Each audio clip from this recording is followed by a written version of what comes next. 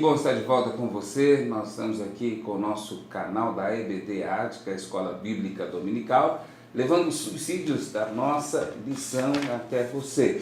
Eu sou o pastor Braulino Borges, nós estamos juntos com o pastor João Paulo, que é superintendente da Escola Bíblica Dominical. E agora começando mais um novo trimestre, é uma lição nova e com certeza um novo começo, traz sempre uma nova expectativa. Pastor João Paulo, paz do Senhor Jesus. Paz do Senhor, pastor Borges. Vamos começar o novo trimestre aí. Isso, pela bondade de Deus, nós estamos aí com um novo tema de estudos dominicais da nossa Escola Bíblica Dominical. E desta feita vamos falar sobre o livro de Levítico. É o terceiro livro da Bíblia, o livro que foi escrito também por Moisés. Essas informações básicas nós vamos ver no dia de hoje. Então nós estamos aí 3 meses, nós vamos dedicar ao estudo deste livro específico da Palavra de Deus. Nós temos convicção que será de muita edificação para nós, para a nossa igreja, para as pessoas também que têm nos acompanhado pelo canal no YouTube. Isso, o livro de Levítico, ele é um livro que tem uma leitura realmente um pouco difícil. Muitas pessoas às vezes evitam esse livro, não querem uma abordagem. Qual a importância desse livro, até para o nosso telespectador também despertar para essa aula, ver que ele é importante, a importância desse livro para a igreja atual? Como a proposta da própria revista já nos trouxe aqui na capa da lição, o livro fala sobre adoração, santidade e serviço. Essas 3 questões, adoração, santidade e serviço, obviamente estão no livro de Levítico, à luz da lei de Moisés no Antigo Testamento. Mas apesar de nós não aplicarmos as leis cerimoniais do Antigo Testamento nos nossos dias, aqueles princípios que estão ali no livro de Levítico, no que diz respeito exatamente à adoração a Deus, à santidade e ao serviço, esses princípios são aplicáveis também para nós nos dias de hoje. E se algo que a igreja precisa meditar e refletir nos dias de hoje, certamente, dentre esses 3 pontos aqui, nós temos aí uma necessidade muito grande de perseverar, de estudar, de aprender mais do Senhor, o que é santidade, de viver essa santidade, e é o que está bem estampado no livro de Levítico também, durante boa parte da obra de Moisés. Ok, o comentarista da lição é conhecido, da Casa Publicadora, conhecido todos nós assembleanos, pastor Claudianor de Andrade, que dispensa a apresentação. Dispensa para aqueles que já conhecem as obras da CPAD e conhecem a denominação Assembleia de Deus do Brasil, conhecem esse comentarista, que é o pastor Claudianor de Andrade, que inclusive é também um dos consultores doutrinários e teológicos da própria CPAD. Então, outras obras também, que não são de autoria dele, são submetidas à consultoria doutrinária e teológica para ver se estão realmente dentro dos padrões bíblicos e teológicos que nós defendemos. Quero aproveitar a oportunidade, pastor Borges, para dizer que, junto à revista, também neste trimestre, o próprio pastor Claudinor Corrêa de Andrade escreveu esta obra aqui, é um livro de apoio e lição, adoração, santidade e serviço, que traz aqui todos os temas da própria revista. Então, cada lição está aqui comentada de forma muito mais abrangente, em um capítulo do livro. Então, se a pessoa quiser se dedicar mais, conhecer mais, se aprofundar no conhecimento, temos esse ótimo livro aqui. Outra obra também, são muitas, mas outra obra também da CPAD, que vai servir para estudar este livro, é esta obra aqui, que se chama Manual do Pentateuco. Então, toda essa obra aqui, que até é considerável quanto ao volume, ela trata só dos 5 primeiros livros da Bíblia, do Pentateuco, e tem então um capítulo aqui grande dedicado ao estudo do livro de Levítico. Certamente tudo que é abordado nesses 2 livros não tem como ser abordado na lição em razão do espaço resumido, mas temos as obras aqui para nos auxiliar na compreensão maior do livro de Levítico. Então fica a dica para que você possa se aprofundar no estudo do livro de Levítico. Pastor João Paulo, nós tivemos no primeiro trimestre o estudo da carta aos Hebreus e naquela ocasião o estudo foi feito de forma cronológica, seguindo capítulo a capítulo. Nesse livro o autor optou por uma dinâmica diferente, não segue capítulo a capítulo e de repente o aluno quer acompanhar, está pensando que vai acompanhar o livro de Levítico capítulo a capítulo de forma cronológica. No livro de Levítico, até mesmo porque ele tem 27 capítulos, exatamente, não seria possível. A carta de Hebreus tinha essa coincidência, que ela tinha 13 capítulos, nós temos basicamente 13 lições, com exceção dessa revista que também apresenta 14 lições. Essa apresenta 14, e aquela primeira que nós estudamos em Hebreus apresentou 12. Então o autor, naquela ocasião, ele conseguiu fazer um capítulo para cada domingo, com exceção do último que ele teve que fazer na lição de número 12, estudamos o capítulo 12 e 13. Nessa aqui, então, como o senhor já bem disse, são 27 capítulos no livro de Levítico. Aqui a divisão está muito mais temática do que propriamente, né, em razão dos capítulos. Mas o estudo vai abranger todos os capítulos do livro de Levítico, mas não necessariamente naquela ordem, né, de capítulo a capítulo que estava lá no livro de Hebreus. Até porque essa divisão de capítulos e versículos, né, é algo um tanto recente do ponto de vista histórico, né? Então, lá nos primórdios, Moisés não escreveu a obra assim, nem tampouco o escritor aos Hebreus, é mais por questão didática para ficar mais fácil a nossa compreensão. Mas todo o livro será abordado nessas 14 lições, excepcionalmente 14 lições.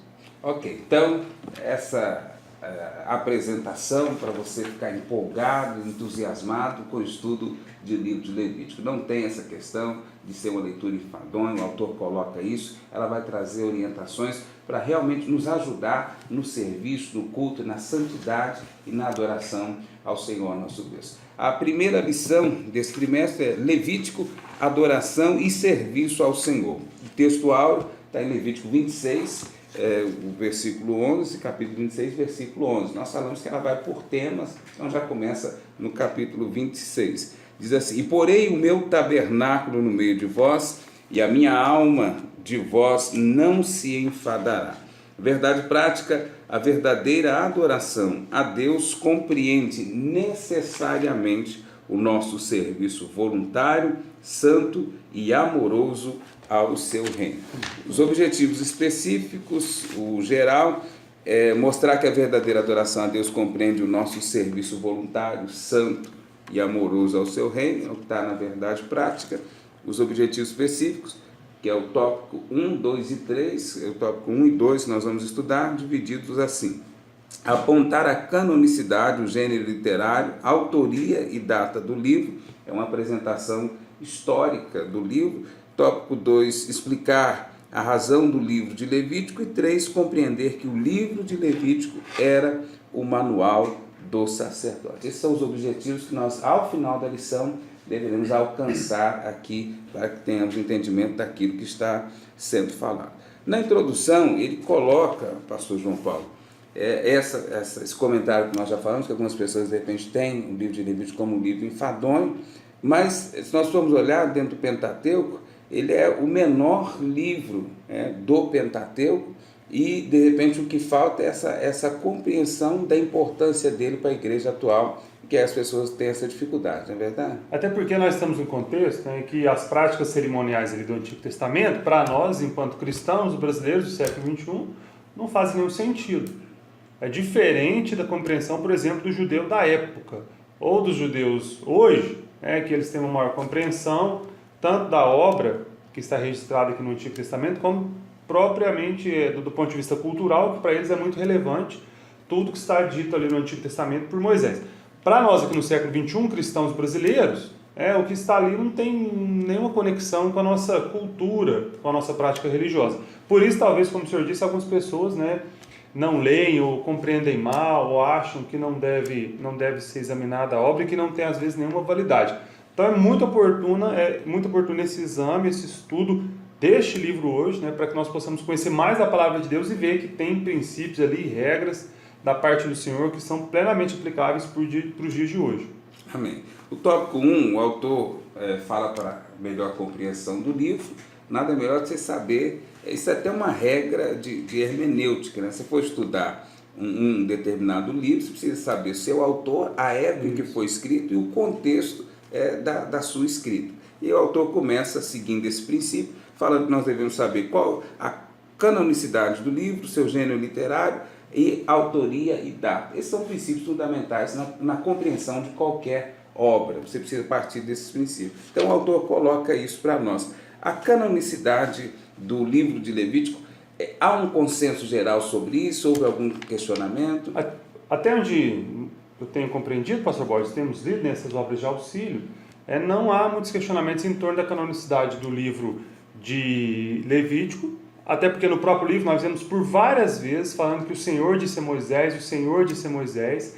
Então o que está registrado ali foi registrado a partir da ordenança de Deus para o próprio Moisés. Isso à luz do próprio livro de Levítico. Sem contar isso, depois do período da morte de Moisés, sucessivamente, povo de Israel observava, se esforçava para observar rigorosamente tudo aquilo que foi ditado como regra ali no próprio livro de Levítico. No que diz respeito à prática cerimonial, pode e ocorreu às vezes alguns desvirtuamentos, mas eles tinham aquilo ali como uma prática, como uma regra. Nós podemos ver também que essa canonicidade do próprio livro de Levítico, ela é reforçada no Antigo Testamento, ou melhor, no Novo Testamento. Quando Jesus, lá em Mateus, no capítulo número 8, curou um leproso, aquele leproso deveria se apresentar ao sumo sacerdote, e deveria também oferecer o sacrifício em razão da sua cura, da sua limpeza, da sua purificação da lepra, para que ele pudesse ser reintegrado novamente à sociedade. E o que Jesus fala para ele é que ele deveria ir se apresentar ao sacerdote, como disse Moisés. Então Jesus estava, na verdade, reforçando o que está escrito no livro de Levítico.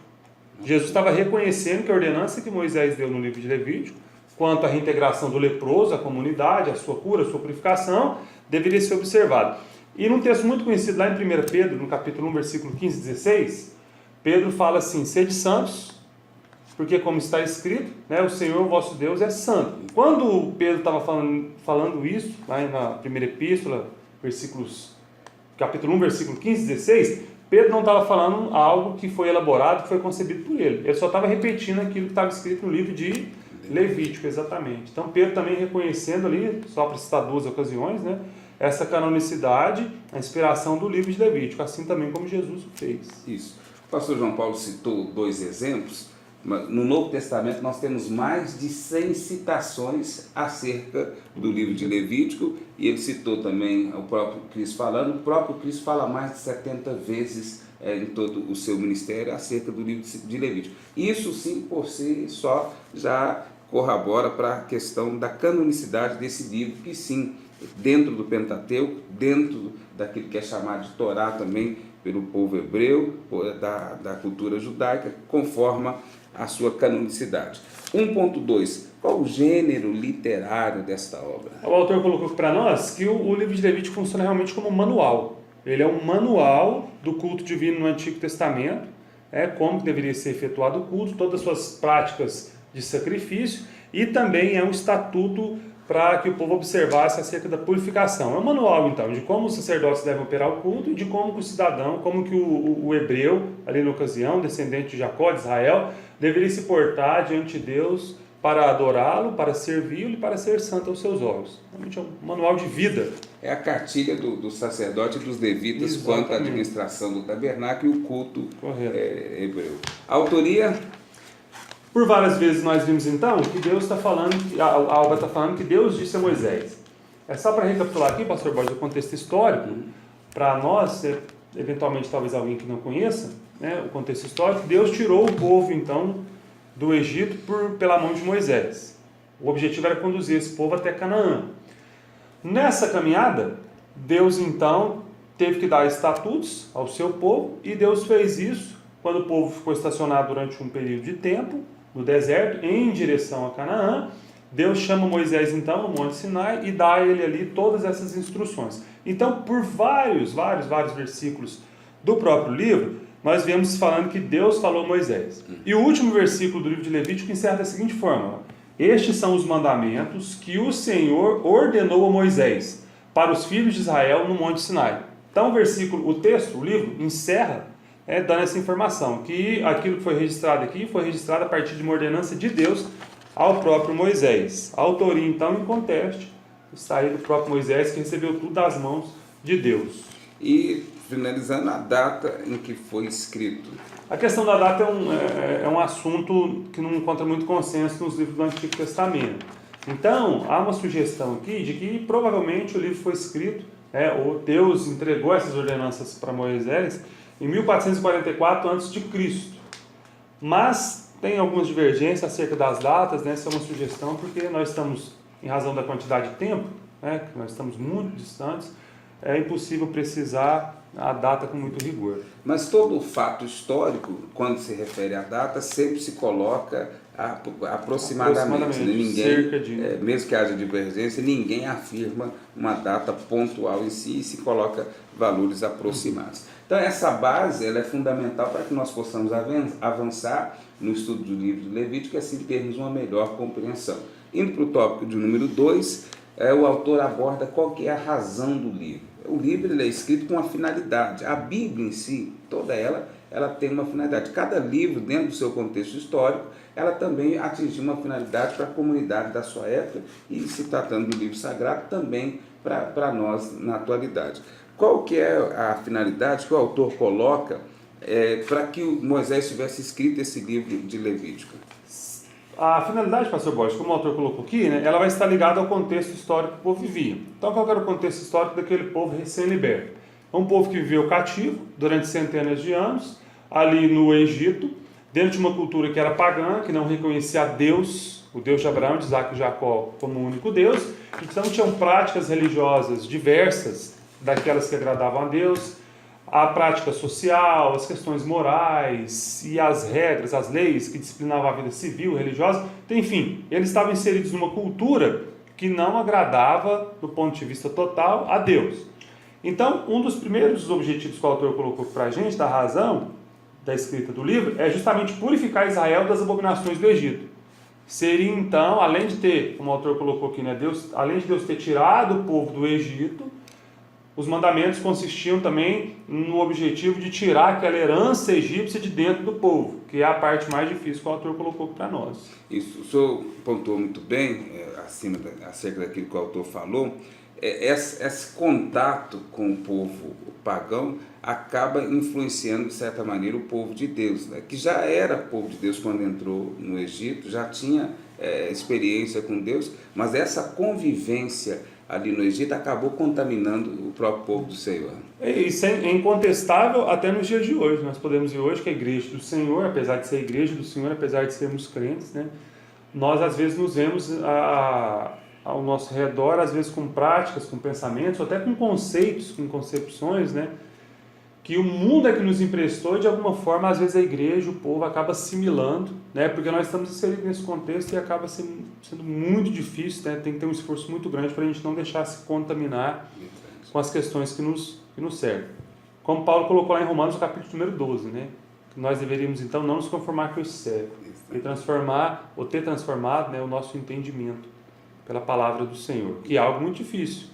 Talvez também um dos temas principais do livro do Levítico seja santidade, que é exatamente essa separação, dentro do que o senhor falou. Já tirou do Egito, mas às vezes não tira o Egito da pessoa. E o chamado à santidade é exatamente a pessoa sair fora desse sistema e dessa contaminação que o próprio mundo traz, né? Tem um comentarista aqui nesse livro que eu mencionei, como sugestão, né, o Manual do Pentateuco, ele fala que os capítulos número 17 até o 27 do livro de Levítico poderia ser chamado Código de Santidade. Santidade, então, no culto a Deus, obviamente, mas santidade na forma de se alimentar, santidade na forma de cuidar da higiene do corpo, santidade na alimentação, santidade em vários aspectos. Então, realmente, a gente vai ver mais adiante, né, nas próximas lições, que tem um propósito muito forte ali de santidade em todos os aspectos da vida. Que eu penso, pastor Borges, que vai muito além da questão de culto a Deus, que as pessoas às vezes pensam que é só isso, né? Culto é só, a santidade está ligada só a cultuar a Deus, oração, jejum, né? Ler a palavra de Deus, mas para Deus, de acordo com o livro de Levítico, a santidade vai muito além. Correto. Atinge até a alimentação da pessoa. Verdade. Um dos pecados é a glutonaria, né? E muitas vezes o cristão não observa muito essa questão. Tópico 2.2, preservar Israel das iniquidades de Canaã. A implicação disso seria a perspectiva que se estava à frente, né? Israel ele sai do Egito, mas ele estava indo para a terra da promessa e a terra ela não estava desabitada. Ela existia um povo lá e um povo que havia sido rejeitado por Deus e que tinha práticas também que contraria a vontade do Senhor. Como Deus mandaria o povo, como Deus tiraria o povo do Egito e mandaria eles para Canaã, para o meio desse povo, sem ter um estatuto, né? Sem ter um padrão de regras a serem observadas, né? Porque no Egito, nós já falamos, né, tinha ali práticas religiosas, um padrão moral que contrariava a Deus. E em Canaã também a questão era terrível. Se o povo não tivesse realmente, né, um estatuto da parte de Deus, com regras claras e objetivas, eles não teriam condições de ser realmente o povo de Deus. Então, além de tirar o povo do Egito e o Egito de dentro do povo, né, deveriam também estar ali vacinados quanto o pecado que era adotado como regra em Canaã, para que eles não pecassem contra Deus. Ok, tinha esse caráter também preventivo, porque você tira ele de uma cultura e depois insere na outra, ele também acabaria sendo Com influenciado certeza. por aquela outra O que na cultura. verdade aconteceu, né? Em grandes proporções, né? Muitos dos israelitas, eles acabaram assimilando a cultura cananeia e praticando coisas horríveis. Isso. 2.3, o autor fala transformar Israel num povo santo, adorador e obreiro. Qual é a perspectiva que adotou nesse princípio? Na verdade, quando Deus então evita, ou quer que o povo evite os padrões do Egito, e evite os padrões também de Canaã, ele quer que o povo adquira um outro padrão, que é esse padrão do Levítico. E claro que esse padrão dado por Deus vai transformar esse povo, né, num povo santo e segundo o propósito que o próprio Deus estabeleceu. E quando nós assimilamos para a nossa vida o padrão que Deus estabeleceu, nós estamos, na verdade, sendo santificados. Estamos também adorando a Deus e estamos nos tornando aptos para o seu trabalho. É isso aqui que era o propósito também do livro de Levítico, né? Tornar o povo santo, adorador de Deus, e um povo apto, ou seja, obreiros, para cumprir o propósito de Deus na terra. Amém. E ele cita até como exemplo o que Deus fez com Abraão, chamando para ser uma bênção para todos os moradores da terra. Não tem como nós sermos bênção para essa geração se nós não passarmos por esse processo de transformação que a Bíblia exige de nós. E automaticamente, quando nós assinamos o padrão de Deus na nossa vida, automaticamente nós nos tornamos bênção para a sociedade, bênção nas mãos de Deus. Isso é algo que acontece automaticamente, né? Quando nós assimilamos para a nossa vida o padrão de Deus como regra em todas as coisas, né? Uma das consequências é essa, é adorarmos a Deus, estarmos aptos para a sua obra e sermos uma bênção na nossa família, na nossa comunidade. E é o próprio objetivo da igreja, ou do cristão, né? É ser sal na terra e ser luz do mundo, né? Então essa transformação que Levítico já propunha para o povo, ela é atual e necessária para a igreja, né? Para os nossos dias também.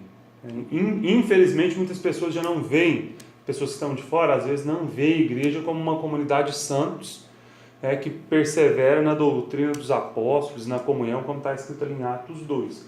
Isso não é razão da maldade dos ímpios, porque por natureza aqueles que estão distantes de Deus já vão se comportar assim.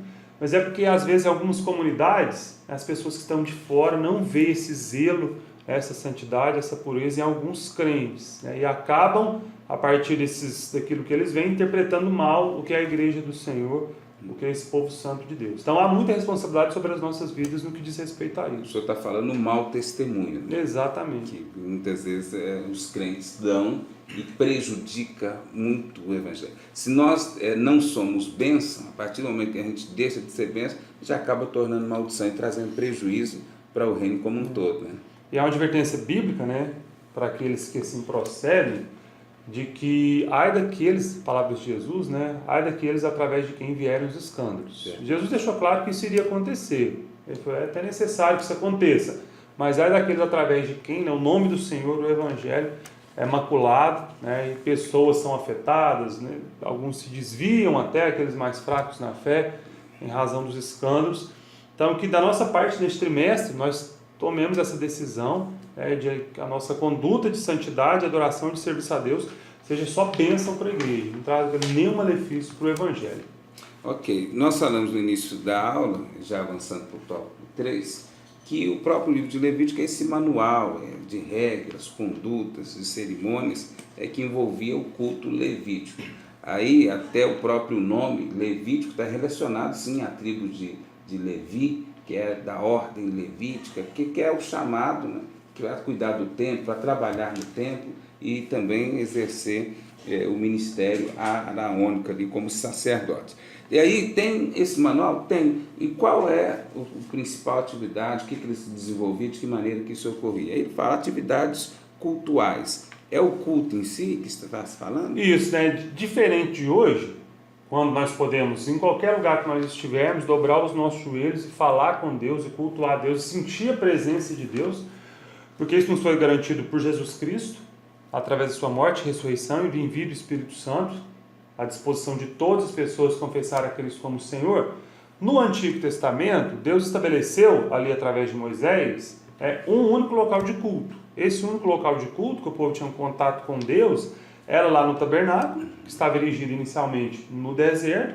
Então todo mundo que quisesse cultuar a Deus, oferecer sacrifícios a Deus, obter o favor divino, buscar a intermediação através de um sacerdote com Deus, ele deveria se dirigir ao tabernáculo. E aquelas pessoas que oficiavam no tabernáculo, os descendentes de Levi, então os descendentes ali de Arão, na verdade no início Arão e seus filhos, eles tinham padrões para exercer o culto a Deus, né?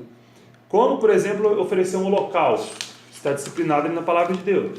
Como oferecer um sacrifício de manjares, que constitui o sacrifício dos frutos da terra, está disciplinado ali nos primeiros capítulos de Levítico. Como oferecer um sacrifício pela culpa, um sacrifício pacífico.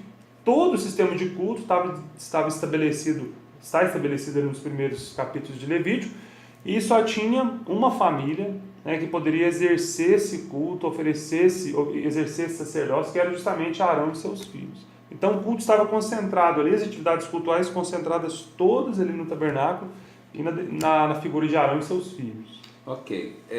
Isso fala que enquanto sacerdote, enquanto obreiros da seara do Senhor, o sacerdote não tinha que inventar nada, né, pastor? Não tinha que inventar nada. Deus não deixou espaço para, vou ser criativo, inovar. A regra era clara ali e o manual para ser seguido. Né? Alguém já diz nos nossos dias, né? A regra é clara. Exato. É isso. E em Levítico a regra é muito clara. Em alguns episódios de Levítico a gente vê até aparentemente um excesso de cuidado, de repetição de coisas que a gente às vezes pensa, mas não precisava de repetir mais uma vez essa mesma regra. Não, é para não deixar sombra de dúvida mesmo, era tudo muito claro.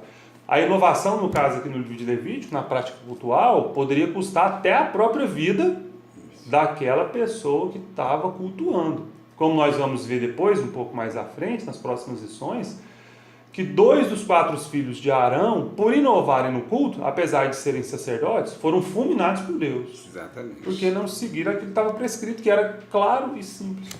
Isso. Então, aguarde, né, cenas dos próximos capítulos, você vai ver que essa inovação, às vezes, pode custar a vida. Isso no contexto do Antigo Testamento, mas já que isso é exemplo para nós, vamos ter cuidado com a questão de inovação. Acho que na obra do Senhor, Deus já deixou o que Ele espera de nós, enquanto obreiros, enquanto sacerdotes, enquanto levitas, né, adoradores, Deus já deixou claro o que Ele espera de nós. Então, não pode modernizar? A igreja pode modernizar, a igreja não pode se contemporaneizar. Né? Nós temos que ter muito cuidado com essas questões, e a Bíblia, ela nunca vai ficar ultrapassada. Nós estamos vendo que o livro de Levítico, aqui, um dos primeiros livros, que foi escrito há mais de 400 anos antes de Cristo, continua atual, continua valente, continua trazendo riquezas espirituais para nós. Exatamente. A própria Bíblia assevera acerca de si, que ela é a palavra de Deus, e que a palavra de Deus não vai passar. Então nós estamos aqui, tantos milhares de anos depois, estudando este livro que tem valores atuais e que nunca envelhecerão. Isso. 3.2, atividades santificadoras. Se há um chamado à santidade, de que maneira que esse chamado deve ser atendido? Então, o livro de Levítico, escrito por Moisés, ele vai falar para o povo de Israel aquilo que era santo e aquilo que era imundo. E quando houvesse imundície no meio do povo, como aquela imundície deveria ser sanada. Algumas ocasiões, a pessoa, para ser aceita diante de Deus, deveria ali oferecer o seu sacrifício para ser aceita diante do Senhor. Em outras ocasiões de imundície, eles deveriam apenas banhar suas vestes, se lavar e ficarem reservados durante um período de tempo, afastados da congregação, e há tantas outras regras ali de purificação. Lembrando que, no caso de Levítico aqui, nem sempre imundície vai dizer respeito a algo que é repugnante, algo que é pecaminoso diante de Deus. Algumas situações corriqueiras mesmo, que diz respeito à nossa própria estrutura física, a práticas que eram aceitas diante de Deus, poderia caracterizar o homem como imundo. É que naquele período ele deveria se afastar das suas atividades, guardar ali diante de Deus um período de santificação e depois ser inserido novamente no meio da sociedade. Isso era tão somente para que houvesse regras claras no meio do povo. Onde não há regras claras, onde não há regras escritas que devem ser observadas estritamente, daqui a pouco, né, já não há mais regra nenhuma, já não há consenso mais nenhum. Essas atividades santificadoras aqui dizem respeito a uma observância, a uma vida de santidade em todos os aspectos. Como que eu disse, né, a gente vai ver do capítulo 17 ao 27. A alimentação, o culto a Deus, a própria vida dos sacerdotes, que tinham disciplinas diferentes do povo. Então tem santidade para todos os aspectos da vida em Levítico. Isso. Essa atividade santificadora está muito ligada à mecânica da salvação, que nós sabemos que se dá. Nós sabemos que a salvação em Cristo, ela tem o ato do perdão, da misericórdia do Senhor exercido em nós, que isso traz para nós a libertação do pecado. Isso é um processo imediato, mas a santificação do crente, ela é um processo contínuo, né? E aquele, quando ele coloca aqui atividade santificadora, exatamente o procedimento diário é que vai nos mantendo em santidade, né? Por várias vezes nós vemos a Bíblia falar, né, pastor Borges? Santificai-vos, santificai-vos, sede santo. Quer dizer que naquilo que diz respeito ao homem, ele deve observar regras, parâmetros, princípios estabelecidos na Bíblia para que ele seja aperfeiçoado. Okay. Exatamente. Esse é o propósito de Deus, inclusive a Bíblia também nos relata, né? A vossa santificação. Amém. E sem santidade ninguém verá o Senhor. 3.3, atividades intercessoras. Aqui ele coloca um episódio em que Arão teve um papel aqui preponderante, inclusive até muitas vezes a gente vê Arão como líder fraco, por causa que ele permitiu o episódio do bezerro, na ausência de Moisés, ele permite que o povo traga ali seus objetos, seus pendentes de ouro e faz o bezerro. A gente acha que Arão é um líder fraco, mas aqui, nessa intercessão pelo povo, ele teve uma participação, claro, que orientado por Moisés, mas ele teve uma participação decisiva, inclusive, para cessar uma praga que estava vindo iminente sobre o povo. Né? Exatamente. E não, pastor Borges, não somente nesse episódio específico, mas Deus foi tão generoso com Arão, que não somente ele, mas toda a sua descendência foi constituída, né, como intercessora diante de Deus pelo povo. Como nós já frisamos, o homem não tinha condição no Antigo Testamento de chegar-se diante de Deus, oferecer um sacrifício aceito por Deus. Os parâmetros que Deus estabeleceu aqui em Levítico era que, para você chegar a Deus, deveria passar necessariamente pelo sumo sacerdote, ou pelo sacerdote, para oferecer o seu sacrifício a Deus. Então, essa atividade intercessora era esse grande privilégio de o sacerdote ser o intermediário entre Deus e o homem. O que hoje não é mais necessário. Algumas pessoas, às vezes, né, podem pensar que para eu me chegar a Deus, eu tenho que ir lá no homem de Deus, no profeta tal, né, na pessoa que é realmente iluminada pelo Senhor.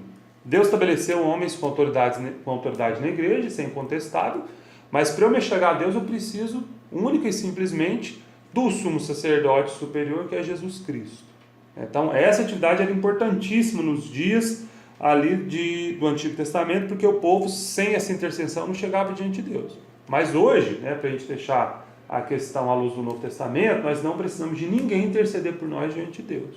Exatamente, porque o sacerdote ele fazia o sacrifício. O papel do povo de Deus era tão somente trazer a oferta, mas ele mesmo não oferecia a oferta, né? Ele entregava para o sacerdote, e quem imolava aquela oferta e entregava e queimava aquela oferta ao Senhor era o sacerdote, um atributo do sacerdote. Mas hoje nós sabemos que Cristo já fez isso por nós, ele se ofertou, ele é o sacrifício perfeito, e com isso se rasgou o véu do templo, que isso tudo era dentro do tabernáculo, que fazia essa separação do lugar santo, do santo dos santos, até uma lição que nós já estudamos o ano passado, no ano de 2017, tratou sobre essa questão de forma bastante abrangente. Cristo rasgou com a sua morte o véu de alto a baixo, hoje todo mundo tem acesso, não precisa mais de intercessor, que era esse papel importantíssimo que existia no livro de Levítico. E graças a Deus por isso. Nós não precisamos ir a um local determinado, procurar uma pessoa específica, para que assim nós possamos ter acesso a Deus. Em qualquer lugar onde nós estivermos, nós podemos acessar a Deus com oração, coração quebrantado e contrito. Não confundindo isso, pastor Borges, também, com a necessidade que nós temos de vir ao culto. Algumas pessoas podem pensar, então se eu não preciso mais da intercessão de ninguém, então eu não preciso nem de ir ao templo. Não, todo o Novo Testamento, todo o contexto eclesiástico do Novo Testamento, todas as epístolas pastorais, as epístolas gerais, trataram da igreja do Senhor Jesus Cristo como vivendo em comunidade. Até no livro de Hebreus, no capítulo 10 e 25, o autor foi claro em deixar ali escrito: não abandoneis as vossas congregações como é costume de alguns. Estou falando isso, pastor Borges, porque, segundo o IBGE hoje, cerca de 4 milhões, mais de 4 milhões de pessoas se declaram crentes evangélicas, só que não frequentam nenhuma igreja. Eles são crentes em casa. Ou é o fenômeno batizado como os desigrejados. Eu não preciso de um sacerdote para interceder diante de mim, ou diante de Deus em favor de mim, mas eu preciso ir à igreja. Eu preciso exercer a mordomia cristã numa igreja local. Agora, seja ela pequena, tem ali dezenas, centenas de membros, ou até que tem milhares de membros, mas eu preciso de uma igreja. Amém. E isso está claro no Novo Testamento, o próprio início da igreja é o povo largando as suas propriedades e tendo uma vida em comum. Se essa é a base da igreja, isso não deveria mudar ao longo do tempo. Se os apóstolos que receberam do Senhor orientação para o início da igreja, ele funda uma comunidade ainda sujeita a perseguições, onde o culto não tinha a liberdade que nós gozamos hoje, principalmente no nosso país, e mesmo assim, eles cumprindo a ordenação, eles vivem essa vida agregada, essa vida em sociedade. O exemplo da igreja primitiva é o exemplo que vale para nós. Com certeza, nós temos que buscar esse exemplo ali, principalmente os pontos que o senhor falou, de desapego às coisas materiais, de comunhão com os irmãos, de amor, de compadecer-se do nosso próximo. Não é uma ordenança vender tudo que nós temos e repartir com os pobres, mas se alguém, obviamente, se sentir movido por Deus a fazer isso hoje, não é de se negar que é realmente uma atitude cristã, altruísta, e que vai ser bem vista aos olhos de Deus, se feita de coração com sinceridade. Amém. Obviamente. Essa é só a introdução, é só a primeira lição de 14 lições que nós teremos. Então é para deixar você com água na boca, deixar você realmente curioso, acompanhar as nossas aulas, estudar em casa, porque com certeza o livro de Levítico tem muita riqueza para nós. Muitas coisas, e nós fizemos um compromisso neste trimestre de estar gravando e disponibilizando os vídeos com maior antecedência. Isso nos tem sido possível agora para o maior alcance do estudo bíblico e para que você possa ser abençoado, para que você possa realmente poder estudar juntamente conosco a palavra de Deus. Ok, o autor conclui dizendo uma coisa: Deus é santo. O que ele exige de nós é que nos separemos das coisas impuras desse mundo e nos dediquemos em santidade e serviço para a sua obra. Porque Deus não tem chamado ninguém para o fato de vir à igreja não é para enfeitar a igreja ou para encher espaço ocupando o banco, não. É serviço, Amém. Faça aquilo que você pode na obra do Senhor. Não se contente em simplesmente ir à igreja. Adore a Deus, seja santo, mas também trabalhe para Ele. Amém. Pai do Senhor, até a nossa próxima aula. Deus te abençoe. Até a próxima oportunidade. Vá à Escola Bíblica Dominical, estude a palavra de Deus, seja edificado em nome de Jesus.